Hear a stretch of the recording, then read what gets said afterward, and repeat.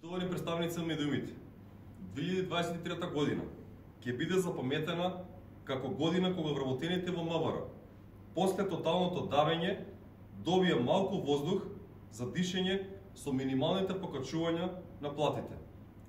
За тие покачувања, за кои постоеше голема можност да бидат достоинствени и на ниво многу колеги, а најмногу представниците, членовите и поддржувачите на СПМ буквално беа фрлани да голтаат парашина од страна на повисоките структури на хиерархијата.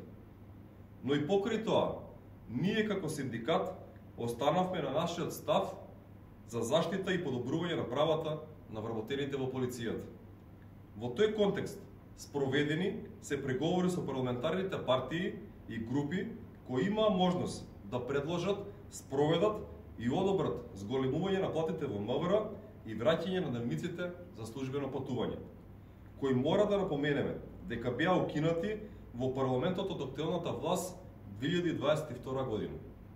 За таквите наши барања наидовме на апсолутна поддршка од председателот и дел од членовите на Комисијата за финансирање и на буџет, од кои беше даден збор дека ќе биде преземено се што е во нивна можност за да се изгласа во собранието. Предложението на амандман од СПМ за зголемување на платите во МВР за 10%, која е максималната можност во овие услови. Паралелно на тоа, единствениот презервативен излезе со манипулативно барање пред комисијата за наводни 20%, за кои јасно беше кажано дека не постои можност за толкова зголемување.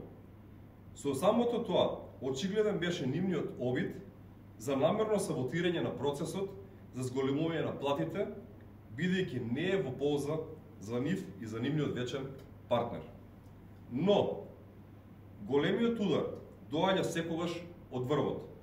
Вчера бевме известени дека предложениот амандман за зголемување на платите во полицијата за 10% и враќање на дневниците за службено патување беше одбиен со заслуга на представниците на власта во парламентот.